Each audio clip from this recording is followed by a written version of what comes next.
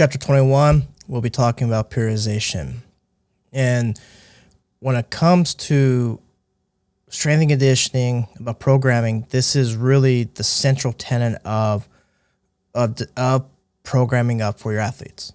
And that is, well, I'll define what periodization is in the slide because it's a long definition, but really just know it's a planned up program, a detailed, systematic approach to a program to allow for your athletes to basically peak in abilities at a certain point. And that point is going to be competition.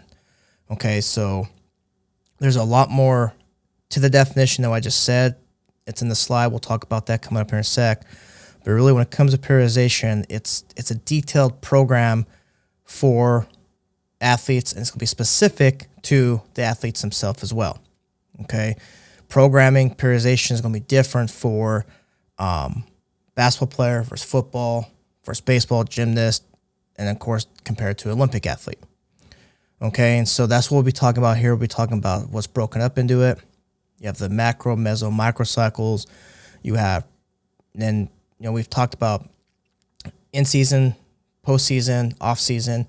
Now we'll talk about with periodization, preparatory, transition, competition phase, and then postseason. So we'll talk about those different areas right there in terms of the periodization periods as opposed to the season periods we've talked about. So just know the definitions, know those concepts, know the overall theories of periodization.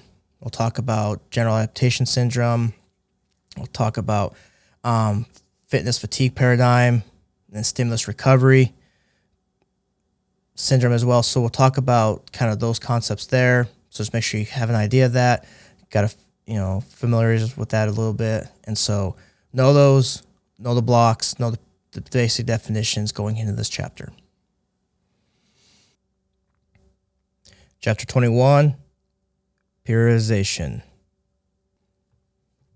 The objectives here will be to understand the central concepts that underpin the periodization of training, appreciate the value, role, and application of periodization in strength and conditioning programs, describe the 4 periods of the transitional periodization model, describe the 3 phases of the preparatory period of the traditional periodization model, relate the 4 sports seasons to the 4 periods of the traditional periodization model, and apply the program design variables to create a periodized strength and conditioning program. Okay, to moving on, we need to first define what periodization is. Okay, I use that term a lot in the last going over the objectives, and you might have heard this term before, but might be a little unfamiliar. But here is the technical textbook definition of what periodization is. So it's a theoretical and practical construct that allows for the systemic, sequential, and integrative programming of training interventions into mutually dependent periods of time in order to induce specific physiological adaptations that underpin performance outcomes. Long definition, I understand. Basically, to sum this up, this is a planned out program to allow for an athlete to peak at a certain point in time. Okay, one of the biggest problems most people make when they're training is they don't plan out their workouts much more than just the one day that they're going to the gym.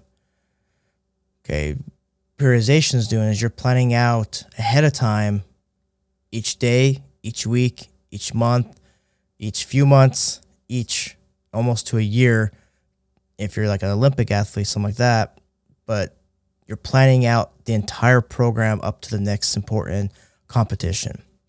And so periodization is taking in all that we know about training, about adaptations, about physiology, all that, and you're using all of this information to plan out a program that's going to allow for your athlete to keep adapting, keep building, keep gaining, and having them to be at their peak at the certain point in time. And that's usually around competition or the most important competition.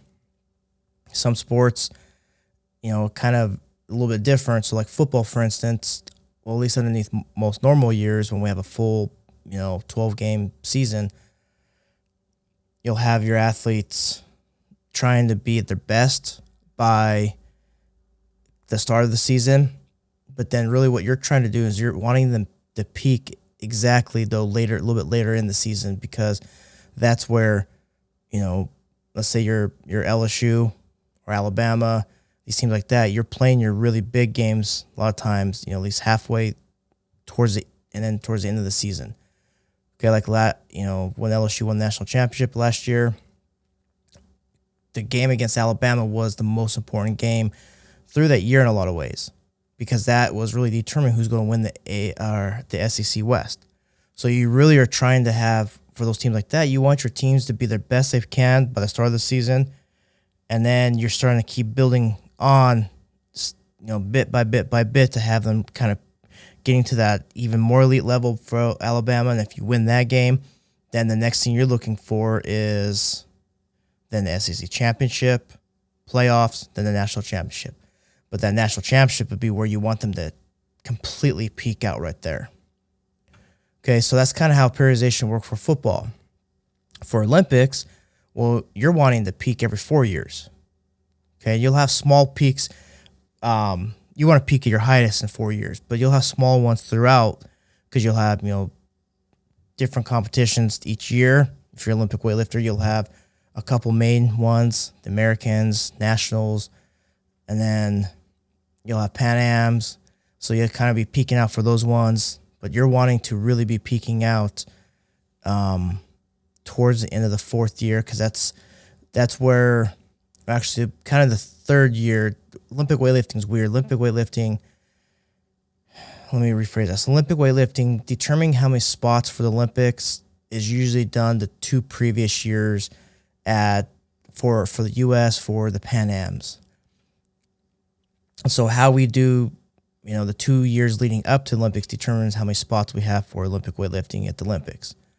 So you'd want to be peaking for that right around that time. Then if you qualify, then you're going to start starting another block to then peak even further for the Olympics. Some other sports Olympics, you would be every 4 years. So it just kind of varies on the sport, but that'd be something that the point is with all this is that you're wanting to peak out at a certain point in the year or in the competition or training block to be at the best you possibly could be. Okay, that's what periodization is, as opposed to just general training, I guess, general fitness, what most people do, where they don't write out what they're wanting. They're not writing out their workouts. So not really making as much gains as possible. Okay, so I know this definition is kind of a detailed, complex definition, but just remember, it's a planned out program to allow your athletes to peak at a certain point in time. There's a couple central concepts related to overall periodization. We'll go over 3 of them, but for the most part, they're all kind of highlighting the same thing. That is, the body gets hit with a stimulus, then you adapt, and then you grow. And you keep doing that over and over and over again. That's how you keep building. That's how you keep peaking. That's how you keep getting stronger, faster, and so forth.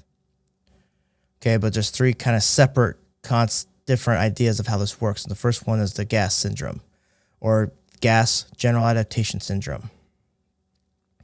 This is one where there's an alarm phase, then you have the resistance phase, and then you have the exhaustion phase. And so this is one of the foundational concepts from which periodization theories have been developed. I got a slide on the next one to show you exactly detailed out on those right there. It says, although the actual dimensions of the curve vary based on an individual athlete, the figure represents the basic applications of the GAS to training responses. And so this is what this is what GAS looks like, General Adaptation Syndrome. And the last point was saying the curves are going to vary from athlete to athlete, but for the most part, this is kind of just a general idea of what's going on. So one, you see introduction of the stressors, so training and other stressors. You start to go through the alarm phase. When you get hit with a new stressor, you go through the alarm. So that's the initial phase of training, when stimulus is first recognized and performance generally decreases in response to fatigue. And then assuming you're not doing too much, that's what number 4 is in the overtraining. I'll come back to that here in a sec. But let's say you're still training, you're progressing. Yeah, you hit that fatigue part, but then you're starting to then get strong. You're starting to rebound, get stronger. You're starting to adapt. Then you go into the resistance phase. So that's the second phase. It says which adaptation occurs and the systems return to baseline, or in most instances elevated above baseline. And you can see number 2, if you keep within the training program, you get to then to that new plateau. They say 3, the supercompensation. So this is a new level of performance capacity that occurs in response to adaptive response found in step 2. So basically you're going from your once baseline to a new baseline. And that baseline should be higher in terms of performance.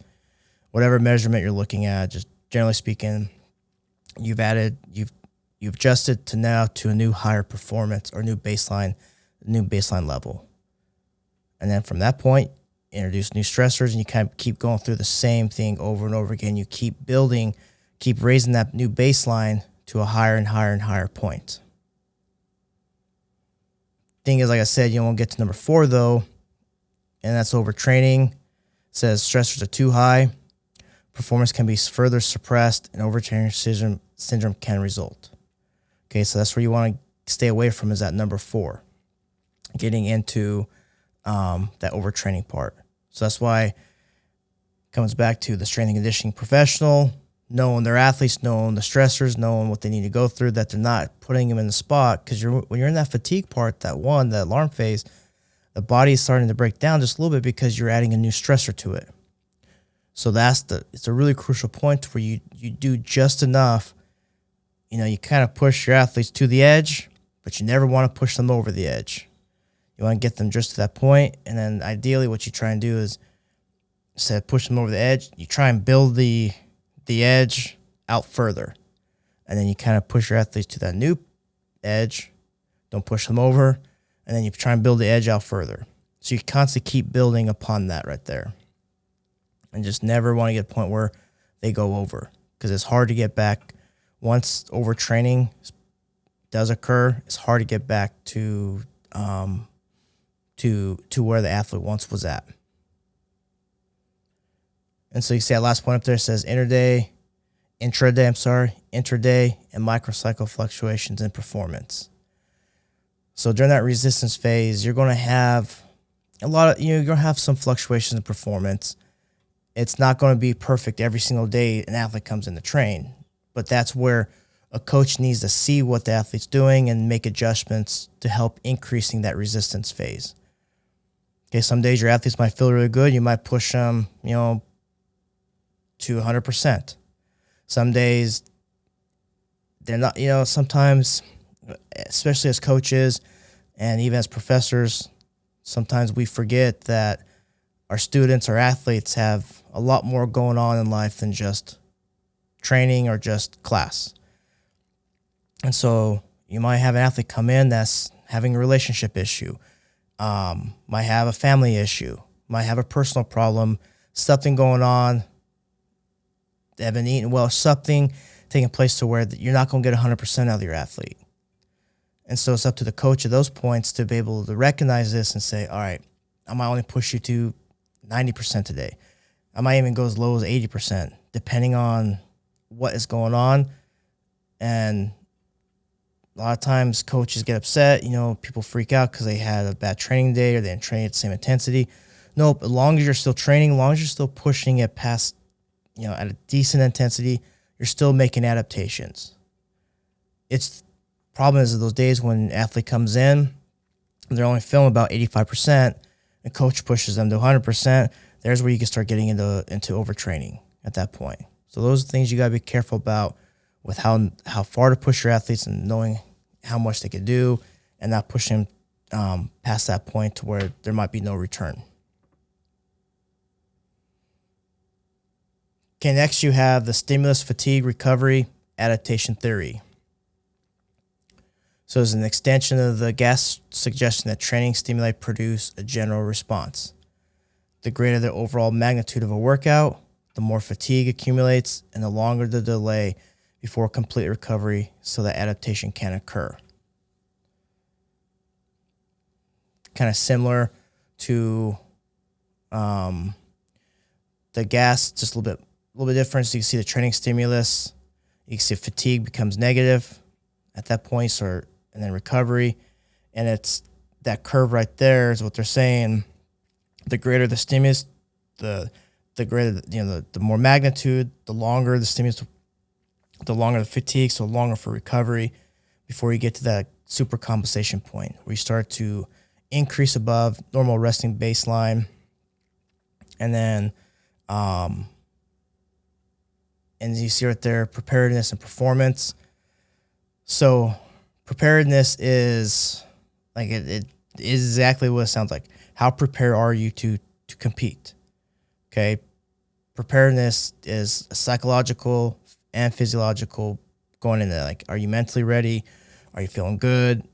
Physiologically, are you feeling healthy? Not injured, something along those lines. So the point is on here is you can see as an athlete starting to start training, preparedness and performance goes way down. And then eventually gets to the point in supercompensation where it starts to reach its highest.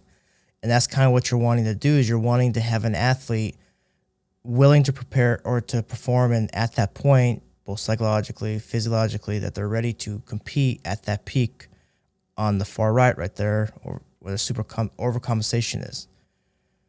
That's where the peak we're talking about.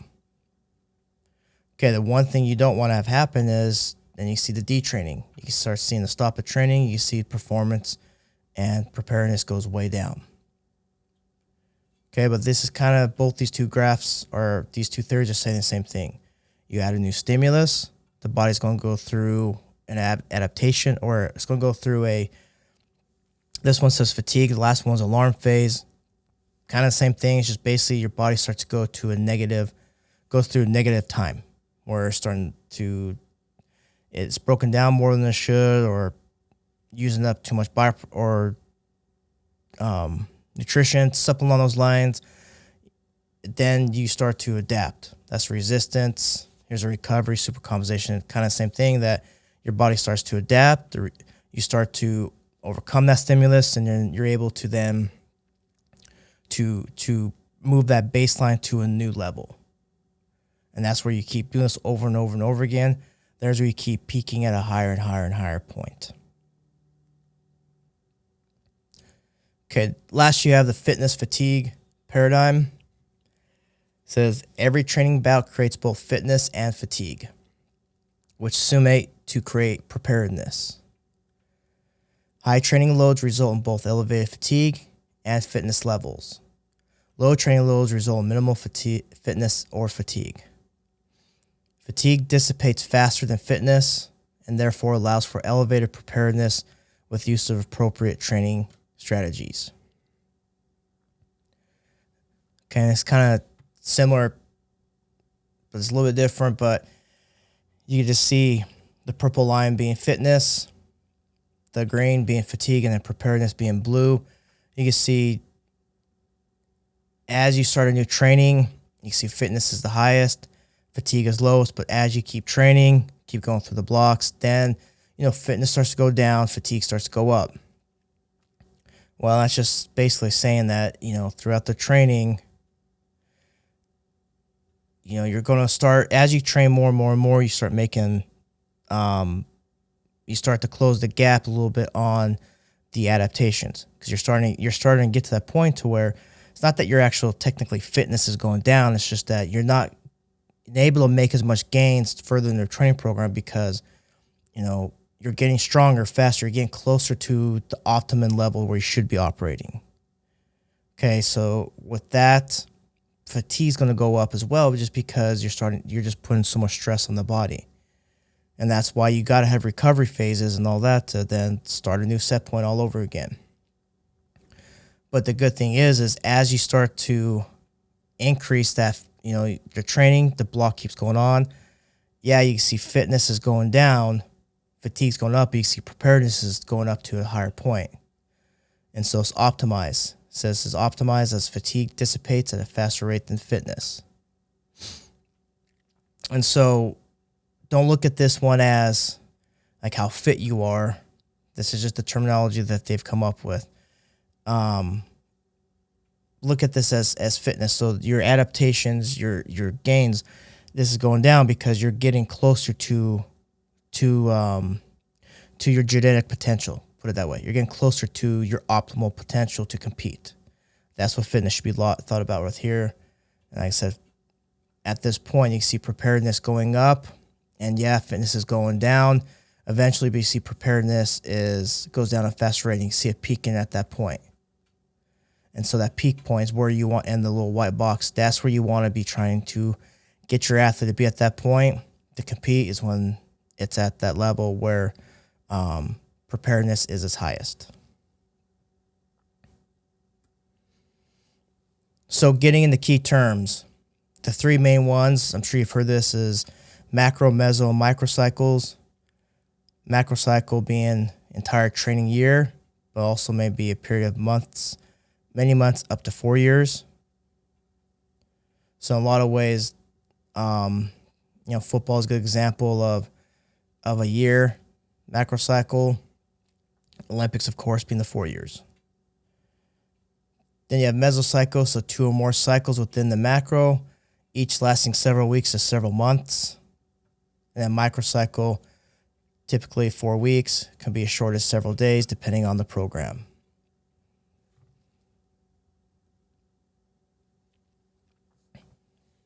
And then here's just kind of broken up a little bit more into what those cycles. So you see multi-year plan, so 2 to 4 years. It says a 4-year training plan is termed a quadrantial plan. They have an annual training plan. It says contains single or multiple macrocycles, just depending on the program and the coach. Then you can see the macro, meso, and microcycles like we talked about, broken up. And the last ones you have is training day and training sessions. So you have a training day, just everything you would do, of course, in that day. And then that could be made up of a couple of training sessions. Training sessions is just within a couple minutes to a couple hours. You always see greater than 30 minutes. And then so in a day, like I said, you could have, 2 or 3 30-minute training sessions. So it says periodization training plans systematically shift training foci from general non-specific activities of high volume and low intensity toward activities of lower volume and higher intensities over a period of many weeks or months to help reduce the potential for overtraining while optimize performance capacities. So this is basically saying the next slide will show you, but more or less what's happening is at the start of a training block, start of the macro cycle, you could say, or we'll see coming up actually in the off-season type training, you're doing high volume, okay? Intensity is going to be lower, but the volume is going to be super high. And as the training goes on through the period, through the blocks, you start to go to a lower volume, but a higher intensity. Because remember the trade-off, you can't do high volume, high intensity, because you're going to then put the body at a point to overtrain. And you can't do low volume, low intensity, because then you'll never make adaptations. So you have to pick one or the other, and you pick one or the other based around the time at which the athlete, what season the athlete's actually in. And so I'll show you Matviev's model periodization. And this one says appropriate for novice athletes. So basically this one is appropriate outside of beginners, for the most part, pretty much for all athletes. And you can see volume at the start. So the preparation phase, which is also preparation phase, is also sometimes as the off season. Just kind of depends on who is discussing their model of periodization. So in the off season, that preparation phase, you see volume is high, intensity is low. And then as training goes on, when you get closer and closer to competition, you can see the two switch, where then intensity becomes high and volume becomes low. And you want intensity to be high right around, you see where you want them to peak. Go where you want the technique. So the technique is going to be, you could think of technique as like I said, the technique of the exercise, but also a lot of times technique can be thought of as the actual skill of the movement or the sport you're doing. So just think of technique as your sport. Okay, so you want your skill level within that sport to peak at the most important time. And you see the green at the very point right there. That's where you want it to peak. So just think of what's going on. Really with this is, as intensity is going up, you're also increasing how much you're doing your sport along with that. That way you're trying to peak both of those right at the same amount of time. But volume's got to go down. That way you don't stress the body too much and overtrain and put yourself in a negative situation.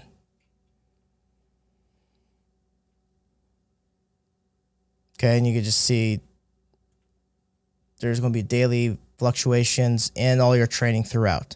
So it's not perfect. Once again, some days, your intensity might be 100, some days might be 80.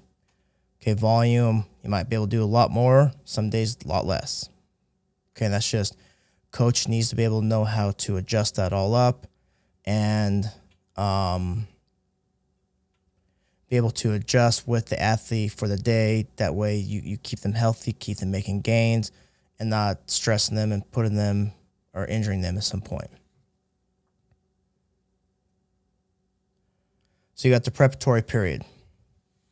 So the initial period is usually the longest encouraged during the time of the year when there are no competitions and technical, tactical, or sport-specific work is limited. So once again, like I said, preparatory phase of the off-season.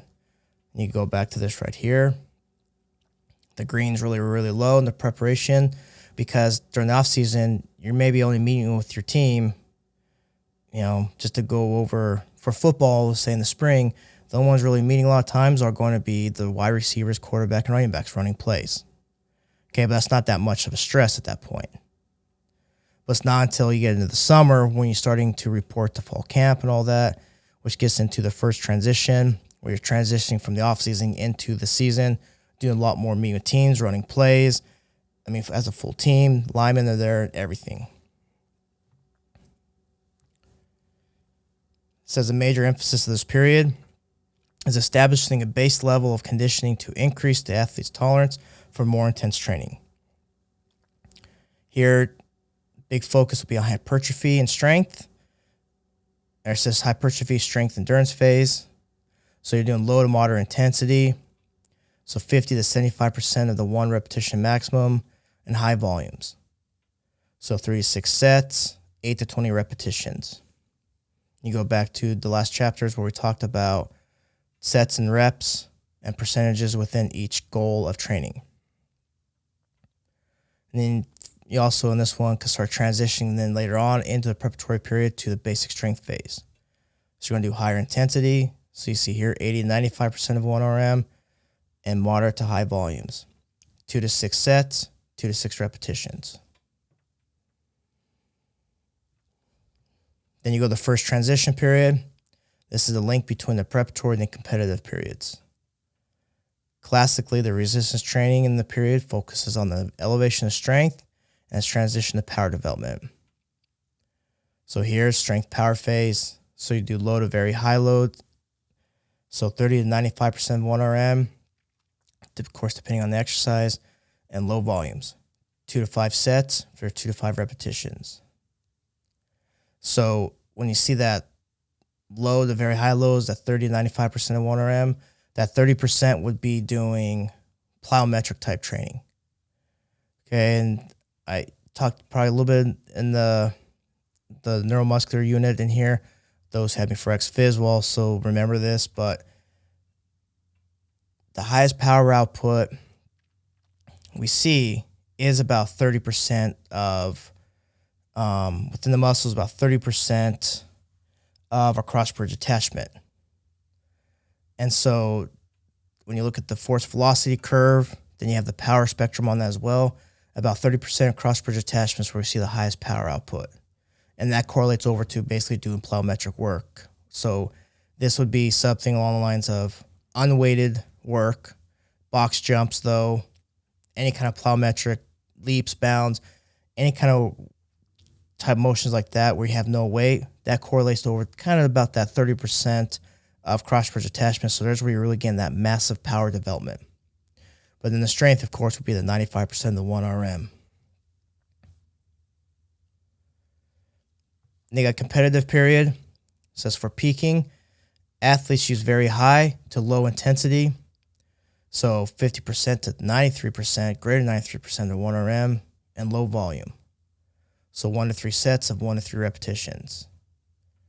As for maintenance, athletes use moderate to high intensity, so 85 to 93% of the 1RM, with moderate volumes, about 2 to 5 sets of 3 to 6 repetitions. So you can see right here, going back to what we first were talking about with the volume, you can see how much volume has gone down.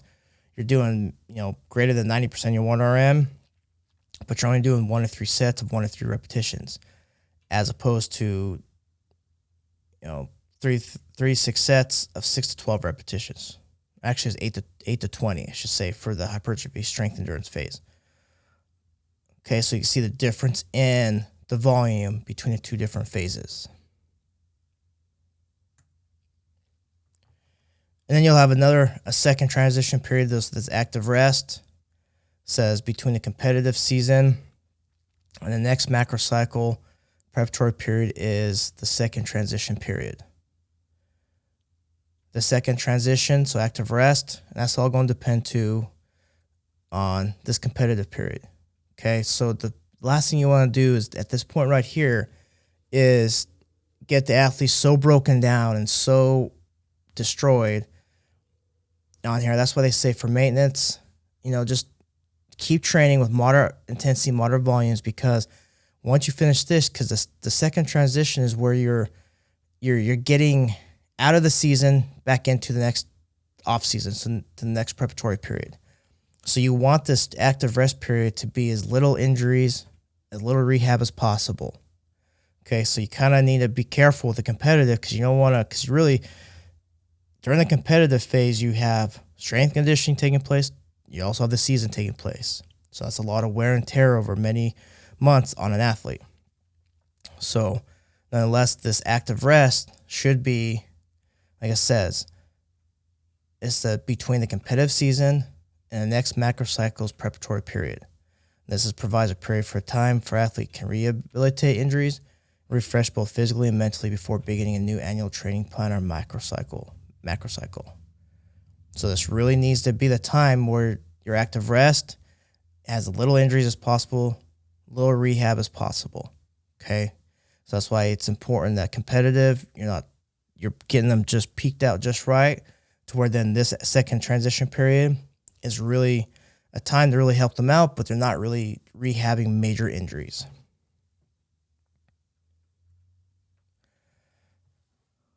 So then it says applying sports season to the periodization periods. So these are the sports seasons, like we've talked about, a little bit different than from the periodization periods. But you have the off season, which is the preparatory period. So it's between the end of the postseason and the beginning of the preseason, so about 6 weeks, although varies greatly before the first major competition.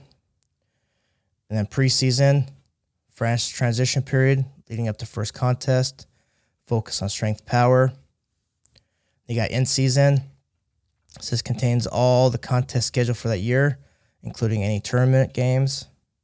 As most sports have a long season that requires multiple mesocycles arranged around key contest. And then postseason, second transition period after the final contest, active rest before they begin the next training block, next macro cycle.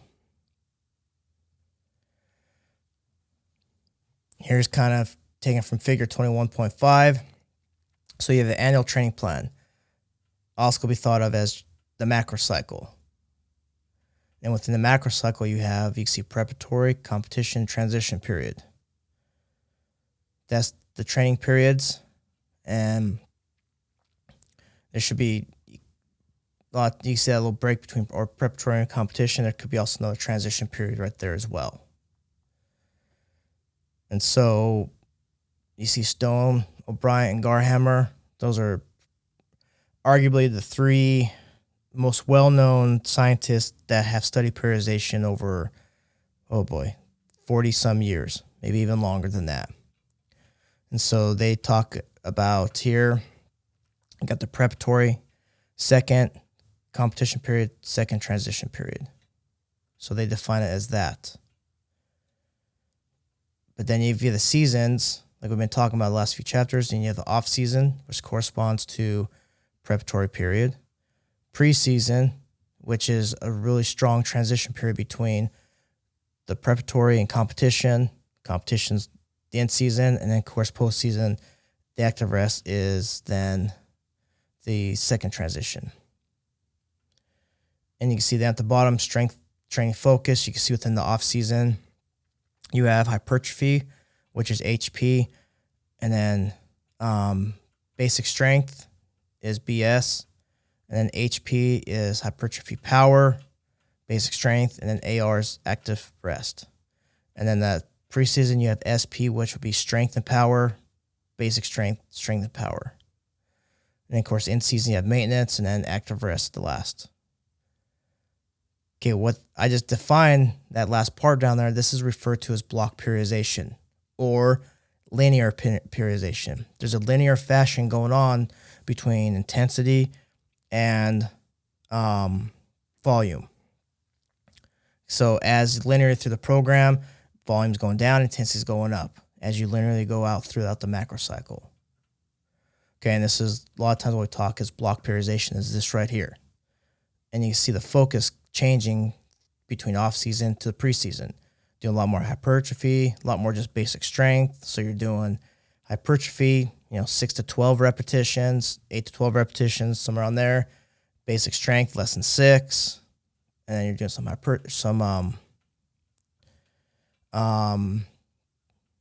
no, I said HP is hypertrophy power. My apologies. HP is just hypertrophy, and that's it. My brain kind of started going to the next preseason. So just know, like I said, off season, you're just doing basic strength and hypertrophy mostly. And then the preseason, you're doing strength and basic strength power. Okay, so that's the off season. Like I said, you're doing the 6 to 12 repetitions, maybe some days of less than 6. And then you get to the preseason, you're doing, less 5 reps and below, and intensity pretty high. Okay, so this is referred to, like I said, as block periodization. And then here's a periodization model for resistance training, kind of just going over what we just talked about, but you can see now it's actually adding in the percentages and sets and reps and all that. So you can see in the off season, you're doing hypertrophy and you're also doing basic strength. So intensity for hypertrophy is 50 to 75%. Strength is 80 to 95% in 1RM. Volume's high, strength moderate to high, and then you see the sets and reps throughout. So this is the block periodization right here, and this corresponds over then to that last slide, which we're talking about right here. Like I said, I apologize for having that second slide in there that you don't need. Okay, so just use this. This is a really good table to have in order to look at, okay, within this phase, this is what we're doing. This is how many sets and reps I need, and kind of know the intensity. This is basically the framework to go off of right here.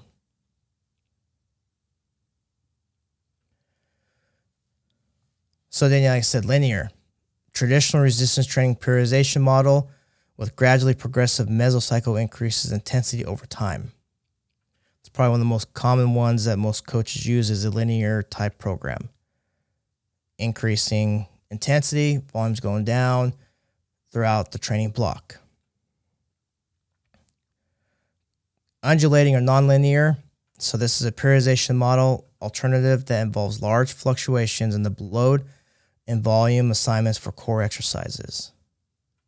So when you're looking at undulating, a lot of it is you're keeping intensity. You see fluctuation in load and volume. Well, a lot with undulating is it's going to kind of follow a little bit in terms of linear, because you still, as the training getting closer and closer and closer to competition, you have to scale back the volume.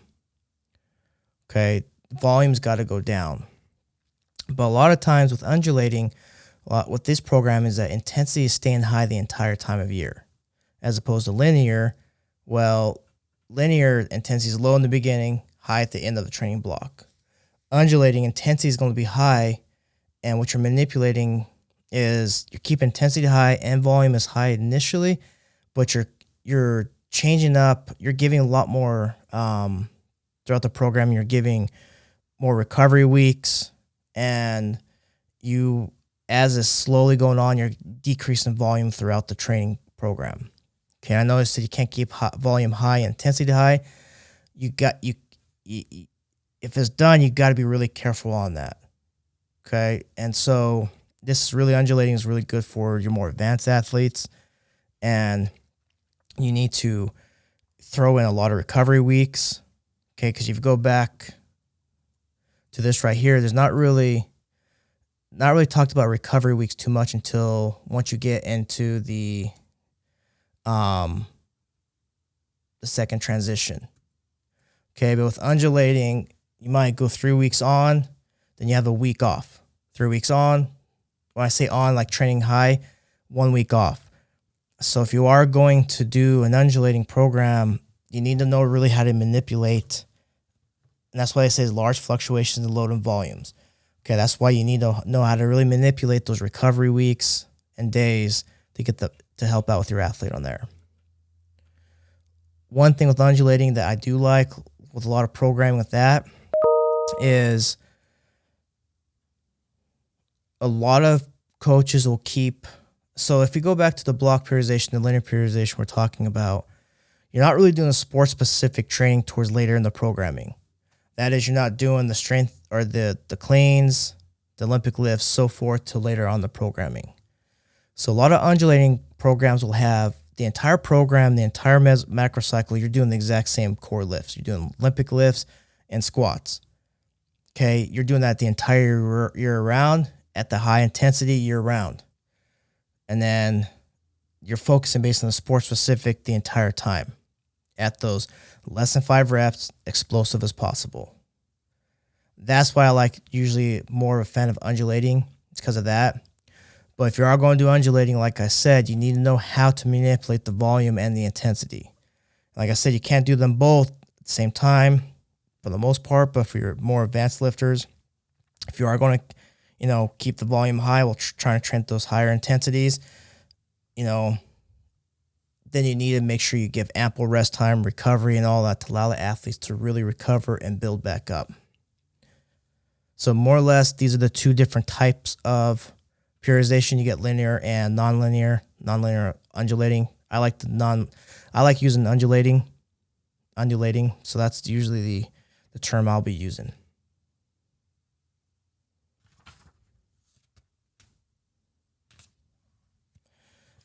Okay, here's an example of an annual training plan scenario for, you see right here, female college basketball center, has been resistance training since high school, skilled in machine and free weights.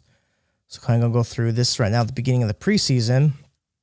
So you're getting ready to that transition period, getting into then to the sport. And so from here, need to make sure how to have the athlete train, focus on what they should be focusing on, then moving on into the season. But the key here, right here, you can see is she has been resistance training since high school and skilled in machine and free weights. So that means you could do a lot more with her. You could train her a lot differently than those who are just beginning. But for the preseason, this is where they're doing a lot more sport-specific training. So within the basketball player, she might be doing a lot more of the Olympic lifts. You might just do Olympic lifting, keeping the intensity high, power training. You see plyometrics at the bottom. not going to be training as much, because once you get in the preseason, we'll see in the next slide for the off season what they recommend. For the preseason, might be 3 times per week. And here, just focus on strength and power outcomes. So in terms of strength, less than 6 reps. Power, basically, you could do 1 to 5, but really a lot of times for the power, coaches are having athletes doing power cleans or hang cleans, 2 to 3 reps. So that'd be something along those lines right there, but making sure the intensity is pretty high. You want that upwards to that 80% above. Okay. So that's what the preseason, that's what you'd be having them be doing during that time, coming, like I said, 3 times per week, doing a lot of power strength exercises, plyometrics. And then when you get into the end season, you can see goal to maintain and possibly improve strength, power, flexibility, and anaerobic conditioning. Here, resistance training is going to be limited to 30 minutes because you got to think, if female basketball player, she's probably practicing 2 hours a day. So you can't add in an hour and a half training session to that as well. And really just trying to maintain. So as long as you get in at least 2 days a week, 3, depending on games they have that week. But in here, you might just be doing some explosive type movements like just the cleans and just doing, 1 set, couple less than 5 reps at whatever percentage that you would correlate over. So if you're doing 5 reps, that's about, more than 85%. Just 6 reps is 85% of the 1RM. But the thing you want to be doing is each week in here is, let's say come in and do set of 4 this week. Well, you might have them start off really, really light and do 75% of 1RM. And then the next week they come in, do 80%, and then 85, then 90. And then you could bring them back down for a recovery week to like 60% of the 1RM. And then once they come back in the next week, you can kind of keep doing the same. Or you can switch up and drop the reps down the next week they come in, but then build them up to a little bit higher in terms of percentages as well. Okay, so that would be an example of how you progressively keep increasing is having your athletes come in for 1 week, and this is where periodization comes in. Okay, 1 week they're doing 75% at X amount of reps. Next week they're doing 80%. You got to be careful here because you don't want to try and correlate over and say, all right, we're going to do 6 reps at 95%. You need to have some idea that they actually could do it and not going to hurt them and kind of build up. Because 4 reps is 75%, well, they could probably do 4 reps of their 75% of their 1RM pretty easily. But you got to remember that you're building up throughout the weeks. To then, after 3, 4, 5 weeks of training, they're doing 4 reps at 90%, which is, roughly right around where 4 rep. They should be able to do 4 reps at 90%, thereabouts. Okay, so that's how you build up, but focus here is not a lot. You might only have them do 4 or 5 exercises in the end season because you only have 30 minutes. You might have them to do like an Olympic lift, a squat, maybe, and a couple of upper body exercises. Okay, so you might have them just come in and just be able to do just that because that's all you have time for. Because remember, most of the time, within this part, your athletes have limited time because they have so much practice going on. And they can see majority of athletes' time spent on skill and strategy development here. So that's why the training you should be doing within this block should be that's going to really correlate over to the field, to the court as best as possible, i.e. strength, power type movements. So Olympic lifts and squats. Then you get into postseason. So there'll be no formal structural workouts. Basically, at this point, they're just kind of rehabbing, getting back to where they need to be to get into the off-season training. So this will start at the end of the off-season. You should test at the beginning and end of the off-season. And here you see a lot of resistance training. So you're up to now 4 days on a split week program here. And so this one, instead of just doing 4 or 5 exercises we said during the end season, this one you might be doing double that.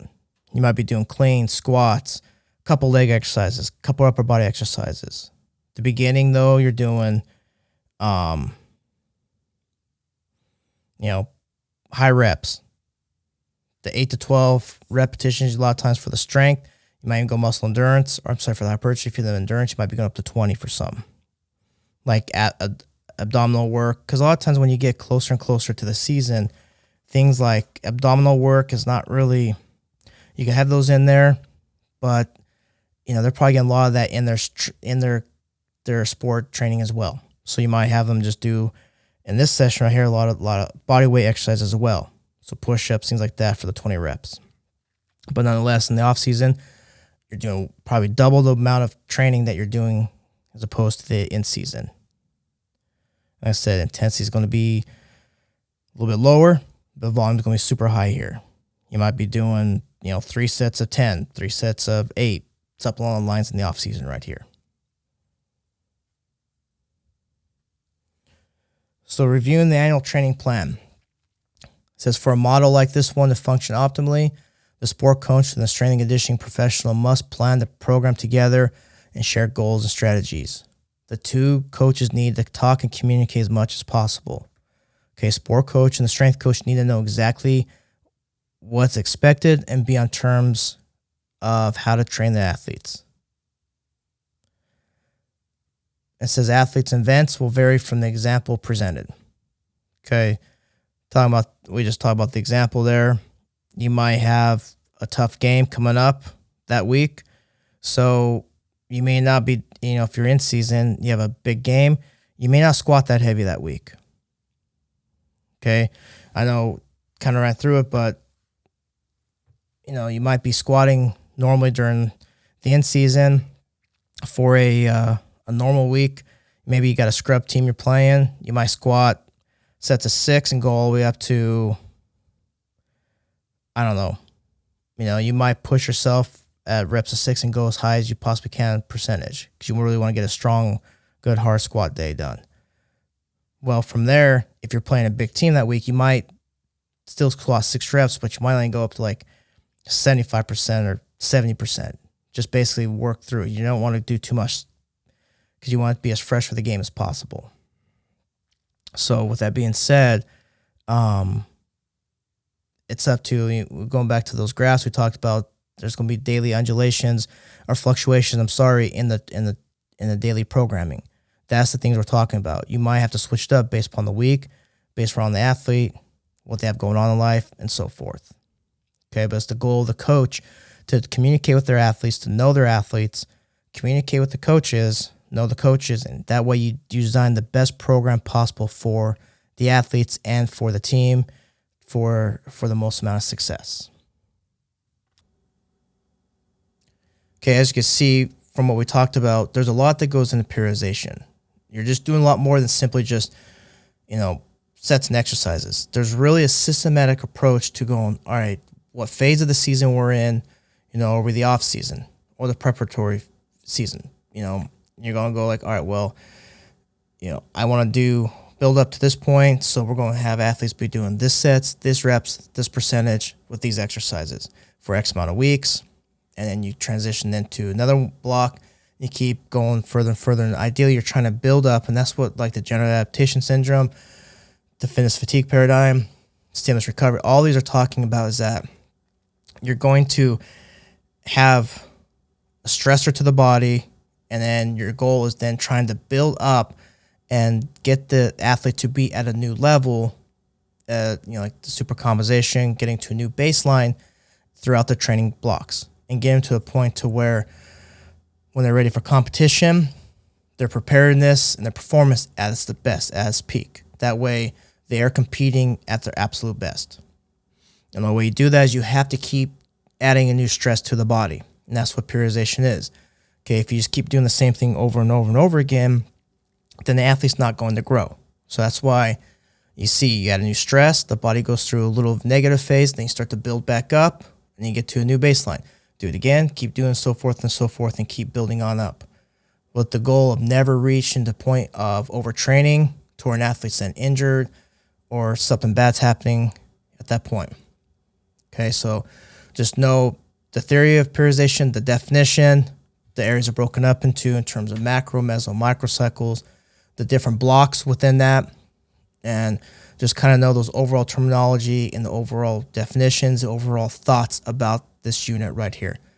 And remember, the goal is planned out program to allow for the athlete to be peaking at a certain point in time. That is, they're ready to compete at their highest level performance-wise, as highly as possible, as much as possible, all the while keeping injuries and health at the forefront. That is, injuries low and health as high as possibly could be. Like I said, that's the goal of peaking, to be as injury-free, as healthy as possible, competing. And the only way you're going to do that is if you plan out the program ahead of time so you know what the athlete's doing the entire program leading up to competition. And then once it ends, you start all over again. But nonetheless, it's a planned out program. And then, like I said, this is the central tenet of overall strength and conditioning and programming out for athletes. Is your periodizing it. Sorry, sometimes that word's hard. But you're periodizing it up. That way, everything's done, planned out ahead of time to allow to get the most out of your athletes.